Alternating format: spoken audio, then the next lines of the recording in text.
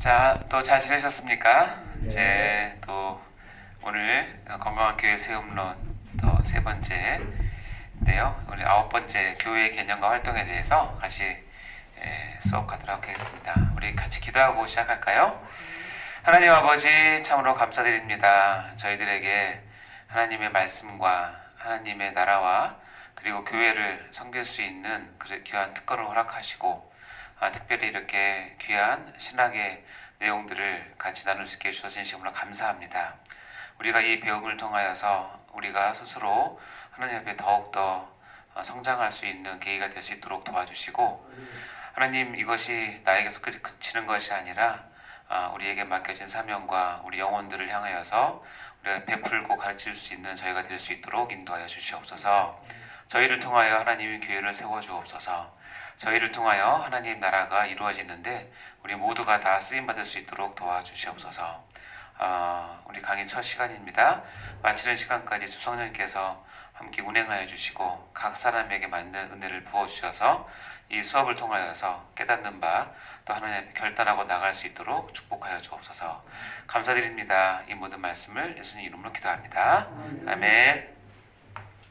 자, 만나 뵙게 돼서 반갑습니다. 또 이렇게 나오신 여러분들도 환영하고, 또 LMS로 이렇게 영상을 통해서 듣는 모든 분들 환영하고 축복합니다. 어디 들으실 때 감동 가운데 은혜를 많이 받으시기 바라고요.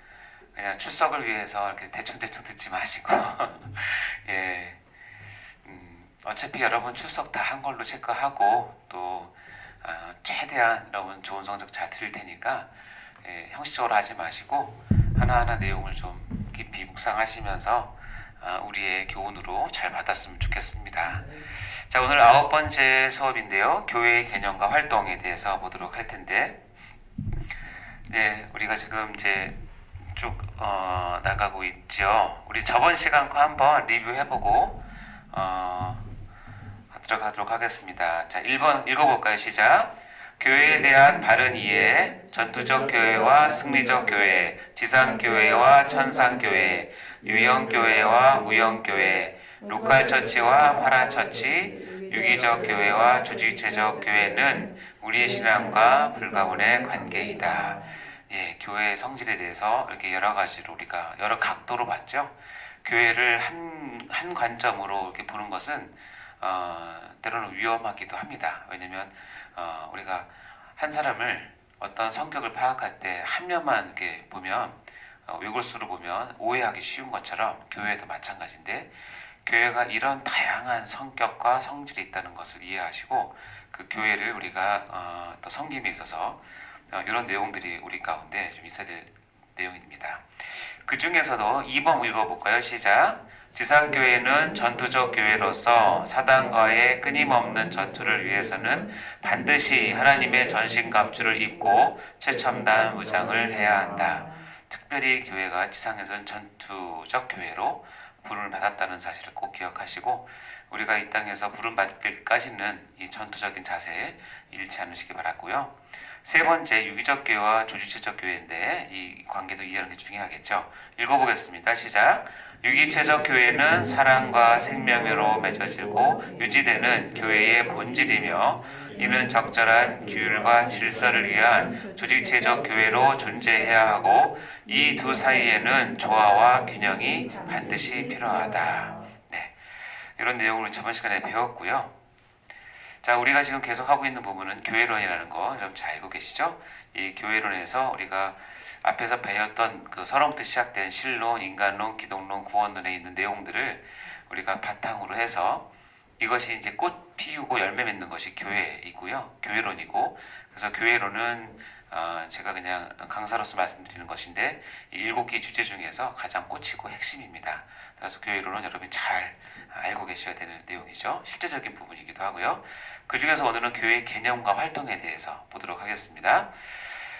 자, 우리가 처음부터 쭉 말씀드리지만 성경을 통해서, 즉 하나님의 뜻, 하나님의 계시는 결국은 이제 기록된 특별 계신 성경을 통해서 우리에게 완전히 주어졌고, 이 성경에서는 하나님께서 이 구속, 즉 구원의 최종 기관으로 구원을 이루는 하나님의 도구로 마지막까지 붙잡고 있는 것이 교회이기 때문에 이 교회에 대한 바른 이해는 곧 하나님에 대한 바른 이해와 직결되어 있습니다. 하나님을 알지만 교회를 무시하거나 또 교회 안에서도 있지만 교회가 자체적인 모임으로 그치고 하나님에 대한 어떤 통치와 하나님 나라를 이해하지 못하면 교회에 대한 바른 이해가 되지 않는 것이죠. 즉 하나님과 성경에 대한 그 마지막 이해는 교회에 대한 이해로 이어지고요. 당연히 그럼 교회에 대한 이해는 우리 각 사람의 바른 신앙생활과 직결되는 문제이고 서로 불가분의 관계입니다. 따라서 하나님 중심, 성경 중심, 교회 중심, 특별히 하나 더 말씀드리자면 담임 목사 중심, 이렇게 이 중심적인 내용들에 있어서 여러분 그 중심을 절대 놓치시면 안 되겠죠. 특별히 오늘 이제 교회론을 배우면서는 이 교회에 대한 바른 이해는 곧 우리 성도들의 나의 바른 신앙생활과 불가분의 관계다라는 거 꼭 기억하셔야 됩니다. 그래서 이 교회론 이제 배우면서 오늘은 이제 교회 개념과 활동에 대한 부분을 배울 텐데요. 여러분 다 뭐 아는 내용일 겁니다. 뭐 여러 차례 많이 들었고 또 여러분이 또 여러 강의나 또 설교를 통해서 많이 들었을 텐데 그래도 한번 정리한다는 그 기분으로 보도록 하겠습니다. 자, 교회의 개념은 이 세 가지 개념이 중요한데 첫 번째는 뭐예요? 택자들의 모임이다. 교회는 택자들의 모임이라는 것. 두 번째는 교회는 예수 그리스도의 몸이다. 세 번째는 교회는 성령의 전이다. 요 세 가지가 교회를 바르게 개념을 잡는 중요한 건데, 자, 첫 번째는 택자들의 모임입니다. 그래서 교회는 이 두 가지 단어가 중요한데 하나는 택자이고 하나는 뭐냐면 모임이라는 거예요. 공동체. 그래서 교회는 단수가 아니라 복수이고 아무리 택자가 혼자 신앙생활을 하는 것은 절대 성경적이지 않아요. 다시 얘기하면 내가 하나님을 만나서 하나님께 진짜로 큰 체험을 하고 막 우리말로 영빨이 막 뛰어나서 뭐 방언도 하고 신비한것도 보고 그래서 나는 혼자 산에 가서 기도하면서 산다. 이것은 절대 성경적이지 않습니다. 하나님께서는 택자를 부르실 때는 염두에 두신 건 뭐냐면 공동체를 염두에 두고 부르셨다는 사실을 꼭 기억하셔야 되고, 그래서 무교회주의나 교회를 비판하거나 교회를 이렇게 배제하는 신앙은 절대로 성경적이지 않기 때문에 그런 분들을 혹시 만나면 여러분 정말 잘 지도를 하셔야 됩니다. 자, 먼저 고린도전서 1장 2절 말씀, 그 교회에 대한 내용인데요. 읽어볼까요? 시작. 고린도에 있는 하나님의 교회 곧 그리스도 예수 안에서 거룩하여지고 성도라 부르심을 받은 자들과 또 각처에서 우리의 주 곧 그들과 우리의 주 되신 예수 그리스도의 이름을 부르는 모든 자들에게. 고린도전서 1장 2절에 보면 고린도에 있는 교회에 편지를 쓰면서 고린도에 있는 하나님의 교회라고 얘기를 합니다. 그래서 기억나실려나 모르겠는데 여기서 말하는 하나님의 교회에 대한 이 설명은 무형교회에 대한 설명이에요? 유형교회에 대한 설명이에요? 무형? 유형? 네. 유형? 자, 여기서 말하는 이 세 가지 있잖아요. 1, 2, 3을 해놓은 이 세 가지는 교회의 가장 큰 본질이에요. 즉 이거는 뭐냐면 하나님이 생각하신 하나님 눈에만 보이는 참 교회를 설명한 거예요. 다시 이거는 무형교회를 설명한 거예요. 그러니까 무형교회는 뭐냐면 크게 세 가지예요. 그리스도 예수 안에서 거룩해지고 성도라 부르심을 받고 예수 그리스도 이름을 부르는 모든 자들이 모인 것이 교회다. 하나님의 교회다. 그리고 이 무형교회를 하나님의 특별한 지혜와 경륜상 어디에 담아두냐면 유형교회에 담아두죠. 그래서 앞에 있는 고린도에 있는이 들어가는 거예요. 이해가 되시죠? 그래서 이것을 우리가 쉽게 고린도 교회 이렇게 얘기할 때 앞에 고린도는 지명 이름이지만 유형교회를 뜻하는 것이고 뒤에 하나님의 교회는 진짜 교회인 무형교회를 얘기하는 거예요. 이 두 개의 관계는 마치 우리가 육체가 있지만 그 안에 영혼이 있는 것과 똑같이 육체와 영혼이 완전히 하나 돼서 한 인격체, 하나님 앞에서 한 인간이 되는 거나 똑같이 참 교회인 무형교회는 하나님께서 특별한 경륜으로 유형교회에 담아두셨다는 것을 꼭 기억하셔야 됩니다. 자, 그렇다면 하나님의 교회를 이렇게 표현할 때 우리가 이제 굳이 본다면 이 택자들의 모임인 하나님의 그 참 교회는 이 세 가지로 얘기할 수 있는데, 첫 번째는 그리스도 예수 안에서 거룩하여 진 사람들이에요. 자, 거룩하여 졌으니까 이게 수동태예요, 능동태예요? 거룩하여 진 거니까 수동태? 능동태? 이거 어려운 거 아닌데? 그죠? 수동태죠, 수동태. 그죠? 그리스도 예수 안에서 어떤 한 사람이 내가 막 노력해서 거룩해져서 교회에 가는 것이 아니라, 교회로 모인 사람들은 하나님께서 어떻게 해요? 거룩하게 만들어서 부른다는 뜻이에요. 즉, 거룩하여지고는 수동태죠. 첫 번째는 뭐냐면, 교회는 거룩하여진 사람들이 모이는 거예요. 두 번째는 뭐라고 돼 있어요? 성도라 부르심을 입은 자들. 자, 여기서 부르심을 입었다는 거, 이게 능동태예요, 수동태예요? 수동태죠. 자, 앞에 두 개가 전부 다 수동태예요. 제가 전에 말씀드렸지만 우리 신앙의 첫 출발은 어쨌든 수동태예요. 그것이 가장 안전하고 확실해요. 그래서 여기 보면 거룩하여지고 또 성도라고, 내가 스스로 나 성도야라고 얘기하는 것이 아니라 하나님께서 우리를 성도라고 부르심을 주셔서 모인 사람들이 교회를 이루는 거예요. 자, 이 두 가지가 있는데, 그리고 이제 마지막 세 번째가 뭐냐면, 읽어볼까요? 시작. 예수 그리스도를 주라고 부르는 자들이에요. 자, 주라고 부른다. 이건 수동태예요, 능동태예요? 그렇죠. 두 개의 수동태에 이어서 세 번째는 주라고 뭐예요? 부르는 거죠. 우리 개인 신앙도 마찬가지고 교회도 마찬가지로 하나님으로부터, 즉 외부로부터, 특별히 하늘로부터 우리가 그것을 입는 수동적인 부르심과 거룩해짐을 입어서 모인 사람들은 이제는 어디에 적극적으로 내가 예수 그리스도를 주라고 부르는 액션을 통해서 이루어진 것이 택자들의 모임, 곧 교회라는 뜻이에요. 그것이 이제 이 교회 개념 첫 번째 의미입니다. 이 세 가지가 아까 얘기했지만 무형교회의 가장 핵심 내용이죠. 이것을 고린도 지역에 담겨있으면 고린도 교회, 에베소 교회에서 그렇게 불렀으면 에베소 교회, 이렇게 다 데살로니가에서 세워졌으면 데살로니가 교회, 이렇게 유형교회에 담아두는 것이죠. 즉, 세 번째, 예수 그리스도를 주라고 부른다라는 것을 로마서 10장 10절에 보면 여러분 잘 아시는 말씀인데, 읽어볼까요? 시작. 사람이 마음으로 믿어 의에 이르고 입으로 시인하여 구원에 이르는다. 네, 여기 보면 사람이 마음으로 뭐해서? 믿어서 의에 이르고, 그것을 입으로 뭐해서? 시인해서 뭐에 이른다? 구원에 이른다. 여러분, 우리가 처음 시간에 신앙에 대해서 배울 때 이거를 제가 공식으로 했던 거 기억나세요? 그렇죠. 마음으로 믿어는 A이고, 입으로 시인하여는 B고, 구원에 이른다는 것은 A 다시. 여러분 천재입니다. 그걸 기억하십니까? 여기 보면 이 표 기억나실 겁니다. A와 B는 참 믿음, A 다시를 이루는 두 가지 구성 요소예요. 즉, 아까도 얘기했지만 마음으로 믿어와 그리고 그것이 동시에 같이 나온 게 뭐냐면 입으로 시인한 게 같이 나온 거죠. 그래서 A 플러스 B가 뭐냐면 구원에 이르는 참 믿음이 된다는 거예요.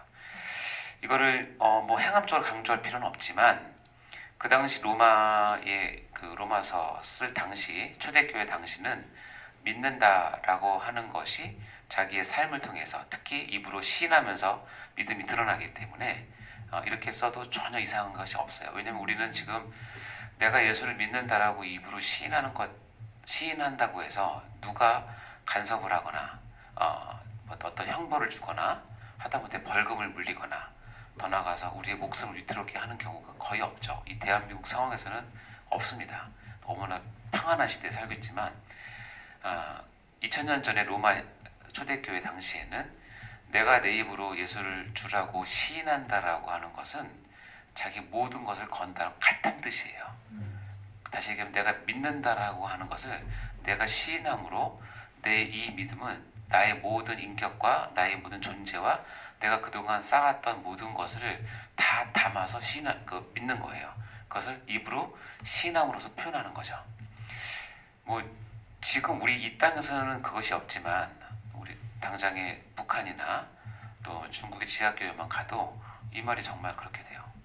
입으로 시라는 것이 발각되거나 드러나는 동시에 바로 제재가 들어오죠. 제재가 엄청난 제재가.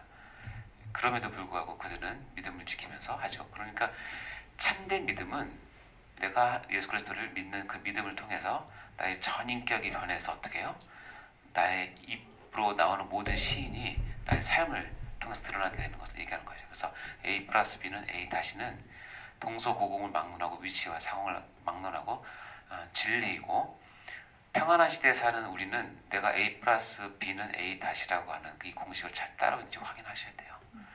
우리는 너무 편해서 서로 확인할 길이 없지만 아마 하나님께서 여러분께 계속 요구하실 겁니다. 자, 두 번째 개념을 볼까요? 두 번째는 뭐예요? 교회는 예수 그리스도의 몸이다. 예수님, 특히 예수님은 교사 중에서 최고의 교사이신 것 같아요. 예수님은 아무리 어려운 개념도 우리가 잘 알아듣기 쉽게 설명하시는 정말 탁월한 강사이신 것 같아요. 그래서 우리 그 진리의 내용을 우리가 흔히 접하는 일상생활 가운데서 그것을 끄집어내서 진리를 거기에 이렇게 접목시켜서 학식과 관계없이, 남녀노소와 관계없이, 빈부귀천과 관계없이 누구나 그것을 들으면 하나님께서 세우신 그 진리를 깨달을 수 있게끔 이렇게 설명해주는 능력이 탁월하세요. 그래서 비유를 많이 하시잖아요. 이 교회를 어떻게 설명할까에 대한 부분이 있는데, 참 감사한 것은 이 교회를 우리가 늘 갖고 있는 몸에 비유를 해서 설명을 하세요. 그래서 누구나 다 교회 나온 사람들은 이 부분을 들으면 교회는 예수 그리스도의 몸이다라고 이해할 수 있게끔 설명을 해주세요. 너무 그래서 감사하죠. 자, 예수 그리스도의 몸이라고 하는 것은 에베소 1장 23절에 이렇게 나와 있습니다. 읽어볼까요? 시작. 교회는 그의 몸이니 만물 안에서 만물을 충만하게 하시는 이의 충만함이니라. 여기 정의가 되어 있어요. 교회는 그의 몸이다. 즉 우리는 예수 그리스도의 몸이라는 거예요. 그래서 교회가 그의 몸이다. 이제 몸이라고 하면 1차적으로는 여러분이 지금 만져지는 몸을 생각하시면 딱 맞아요. 그래서 저는 다행이라기보다는 또 뭐 목사이기도 하지만 지금 의사이기 때문에 몸과 가장 친근한 직업을 갖고 있죠. 자, 이제 이 그림을 제가 잘 애용하는 그림인데, 왼쪽을 보시면 여러분 한 몸이에요. 한 몸인데 그 몸 안에는 여러 기관이 이렇게 합력을 해서 이렇게 몸이 이루어져요. 저 위에 보면 심장도 있고요. 옆에 보면 폐도 있네요. 그리고 눈도 있고, 여기 보면 위도 있고, 뇌도 있고, 귀, 발, 콩팥 다 이런 하나하나의 기관들, 장기들이 모여가지고 일정한 공간 내에 정말 타이트하게 딱 들어가서 제 기능을 발휘하게끔 해서 여러분이라고 한 사람이 살아있는 거예요. 재밌는 건 이걸 다 끄집어낸 다음에 여러분 다시 집어넣으면 딱 들어갈 것 같아요? 안 나, 거의 불가능해요. 하나님이 기가 막히게 이렇게 하셨는데, 자, 여러분은 몸이라고 하면 무엇을 몸이라고 주로 얘기하십니까? 내 몸의 대표적 기관이 뭐예요? 아무래도 여성분들은 입이죠? 남성분들은 뭔가 주먹인가? 사람마다 다 다르죠. 예를 들어서 심장병이 있어서 몇 년 고생한 사람은 자기 몸을 어떻게 생각하냐면 심장이라고 생각해요. 왜냐면 심장만 튼튼하면 자기가 완벽하다고 생각하기 때문에 가장 연약한 심장이 내 몸의 최고다, 최한 부분을 생각하세요. 반면에 폐가 안 좋으신 분들, 저는 뭐 개인적인 소망이 있다면 모든 병이 다 힘들고 어려워요. 뭐 암도 특별히 어렵지만 이렇게 만성 폐질환 하시는 분들은 너무 고통스러워요. 우리가 지금 숨 쉬는 건 너무 편하게 쉬잖아요. 근데 여러분, 숨 한 번 쉬는 게 어렵다고 생각하시면 정말 힘들어요. 왜냐면 잠을 못 자요. 숨이 차서. 깜빡 잠들면 금방 숨이 차니까 또 깨고, 잠들면 숨 차니까 또 깨고. 근데 여러분은 한 번 잠들면 어버가도 모르잖아요. 왜냐면 폐가 너무 튼튼하니까 숨을 조금 마셔도 산소 공급이 되고 이산화탄소가 배출이 되니까 편하게 잘 살 수 있잖아요. 근데 이 폐질환 있는 분들은 잠을 푹 자는 게 소원이에요. 숨이 차니까. 그래서 이런 분들은 폐가 자기 몸의 최고라고 생각을 하죠. 그래서 폐만 좋아지면 난 정말 잘 살 거라고 생각을 하죠. 마찬가지예요. 신장은 저희 전에 얘기했죠. 신장 망가지면 일주일에 3번씩 투석실에 가서 4~5시간씩 투석을 해야 되는데, 여행을 가겠습니까? 어딜 가겠습니까? 못 가요. 거기 투석실에 주위에서 살아야 되고 얼마나 힘든지 몰라요. 그리고 저는 이제 위하고 대장 전문이니까 위 아프신 분, 대장 아프신 분 많죠. 예. 근데 봐요. 이런 하나하나 장기들이 다 모여서 우리가 흔한 말로 유기적으로 하나가 돼서 돌아가기 시작할 때 한 사람이 온전한 건강을 유지하고 살 수 있는 거예요. 이거랑 똑같아요. 그래서 참 재밌는 건 뭐냐면, 내가 심장병 환자다, 내가 심장이 안 좋은 환자다라고 할 때 심장병 환자가 될 수 있는 조건은 뭔지 아세요? 다른 장기들이 튼튼해야 심장병 환자가 돼요. 이해가 되십니까? 내가 폐가 안 좋다, 폐병 환자다라고 하면, 폐병 환자가 되기 위한 첫 번째 조건은 뭐냐면 폐 말고 다른 장기가 튼튼해야 폐병 환자예요. 그러니까 이게 몸이라고 하는 것이 이 기관과 유기적인 관계에 있고, 이것이 얼마나 우리 건강에 이렇게 통합적으로 봐야 되는지를 알 수 있겠죠. 똑같이 교회가 그렇다는 거예요. 여러분, 교회는 오른쪽 그림 한번 볼까요? 이 교회 안에는 여러 지체가 있어요. 나이로 따져도 아주 어린애부터 8, 90세, 심지어 100세 되시는 어른분도 계시고, 남자도 여자도, 그리고 청년도, 그렇죠? 가난한 사람도 포함해서 여러 지체들이 이렇게 모여서 있는 것이 교회예요. 시즌 1 해야 돼요. 교회가 다 똑같이 있으면 좋을 것 같죠? 어떻게 생각하십니까? 다 똑같이 있으면 얼마나 좋을까? 나랑 나이도 비슷하고 성격도 비슷하고 말도 잘 통하고 그렇게 해서 언제든지 나랑 만나면 유쾌하게 잘 어울릴 수 있는 사람만 쫙 한 200~300명 있는 교회다 아니면 좋을 것 같죠? 절대 그렇지 않아요. 뭐가 뭐냐면, 그래서 간이, 간 그림이 없는데 간이 삐졌어요. 그래서 간이 자기가 모든 세포들을 간세포로 만들어요. 자기 친구를 다 만들어요. 그걸 뭐라고 부르는지 아세요? 그걸 간암이라고 부르는 거예요. 같은 세포로 같이 모여서 어떤 공간을 차지하고, 그렇게 공간을 차지하면 거기에 혈관들을 다 뺏어 먹고 몸에 영양분을 뺏어 먹어서 다른 지체들을 죽이고 자기들만 잘 살게 하는 그것이 암이라고 얘기를 해요. 폐가 그런 역할을 하면 폐암이 되는 것이고, 위가 그런 역할을 하면 위암이 되는 것이고. 지금 뭐냐면, 하나의 어떤 제가 선호하는 그런 집단으로 단일화해서 만드는 것은 절대 교회가 될 수 없어요. 그렇게 해서도 안 돼요. 여러분, 이제 임상적으로 여러분 이제 사역을 하시면, 글쎄 이런 거 공감할지 모르겠지만, 저도 뭐 사역을 오래 한 건 아니지만 제가 청년부를 이렇게 하거나 교회 장로로서 일을 할 때 서로 하나 돼서 같이 유기적으로 놀고 협력하고 일하는 건 좋아요. 근데 뭐냐면 거기에 몇몇 사람이 아주 핵심적으로 자기들끼리만 이렇게 딱 하는 뭉치는 경우가 있어요. 그런 거는 처음에 쉬워 보이지만 굉장히 어렵습니다. 그렇게 하시면 안 돼요. 물론 뭐 그렇게 해서 서로 이렇게 격려하고 세워나가는 건 좋지만, 그런 것들이 교회 내에 딱 이렇게 자리 잡고 있고 다른 사람 못 들어오게 하고 그것을 통해서 뭐 어떤 교회 영향력을 행사하려고 하면 꼭 어떤 거랑 같냐면, 우리 몸에 간이 이만큼 커져서 암이 되는 거, 대장 안에 이만큼 대장암이 되는 거랑 똑같다고 생각하시면 돼요.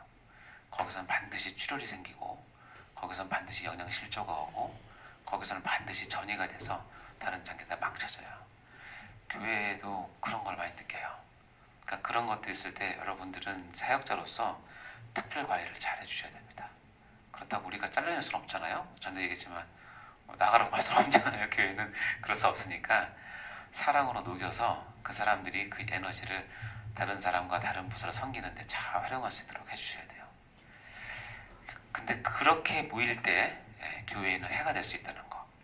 자, 교회에는 여러 지체가 있는 거 이제 이해하셨죠? 이거 몸으로 이해하시면 어려운 게 아니에요. 또 재밌는 건 뭐냐면 교회 내에서 인체 내에서도 아까 여러 기관이 있듯이 한 교회 안에는 여러 가지 기관이 있어요. 옆에 적혀 있는 것은 제가 섬기는 이제 세대인 교회 그런 건데, 그래서 평계원, 메디칼 처치, 교회 학교, 청년부, 뭐 상담센터, 선교회, 성가곡, 전도단, 장로회 등등등이 있는데, 여러분 각자 교회도 이런 것들이 어느 정도 조직은 다 있잖아요. 기관들이 다 있잖아요. 그러니까 기관으로 어떠한 교회를 이룰 때 마찬가지죠. 몸이기 때문에 어떻게 해요? 기관과 기관끼리 서로 유기적으로 연합을 하고 그 한 몸 교회를 세우기 위해서 서로 양보할 것은 양보하고 또 자기가 맡은 분은 자기가 해야 되고 이런 것이 돼야 돼요. 자기가 해야 될 분은 등한시하면서 다른 기관 판단하고 견제하고 이러면 교회가 아주 어려워지죠. 이것들은 이제 담임 목사님이나 우리 당회에서 잘 조절해야 되는 지혜가 많이 필요한데요. 왜냐면 교회는 어떤 분량이 있으면 여러 기관이 협력해서 일을 해야 되기 때문에 그렇습니다. 따라서 한 교회가 어느 한 기관이 주도권을 갖고 휘두른다. 이것은 옳지 않아요. 그렇게 해서도 안 되고 이것이 다양한 기관이 다양한 역할을 함으로써 유기적으로 교회가 세워가도록 해야 되겠죠. 좀 더 눈을 더 넓혀볼까요? 그럼 뭐냐면 이 지구상에는 우리 지역에는 우리 교회만 있는 게 아니에요. 옆에 있는 교회도 있고 삼각교회도 있고 좀 큰 교회도 있고 대형 교회도 있고 다 하나님께서 쓰임을 맞게 세우셨어요. 대형 교회라고 해서 무조건 비판해서도 안 되고 삼각교회라고 해서 얕잡아 보도 안 됩니다. 하나님은 다 그것을 어떻게 여긴다? 몸으로 여기시기 때문에 아시겠죠? 그 나름대로 존중을 하고 그 역할을 인정을 하고 하나님께서 그들 가운데 역사하시기 위해서 기도하시는 것이고, 작은 교회는 작은 교회 나름대로 해야 될 일이 있고 큰 교회는 큰 교회 나름대로 해야 될 일이 있겠죠.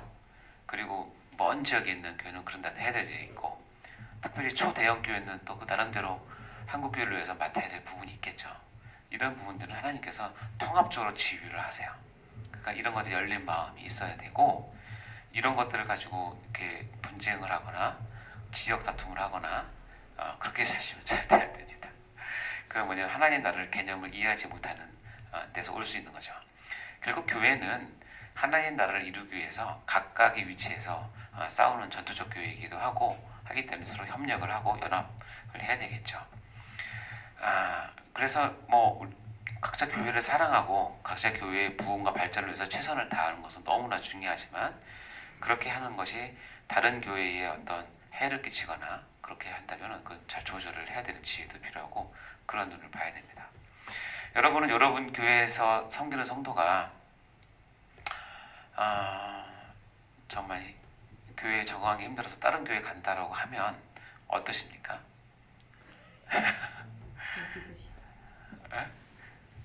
네. 저는 1차적으로는 일단 잘 잡아야 된다고 생각해요.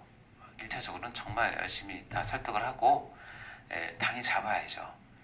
그러나 그 사람이 교회를 떠나거나 예수를 떠나는 것이 아니고 특별한 이유가 있다면 그렇게 하는 것에 대해서도 열린 마음이 필요하고, 우리 교회가 어떤 여력이 되면 다른 교회에 또 사람들을 파송할 수도 있는 그런 마음이 좀 있었으면 좋겠다고 생각을 합니다.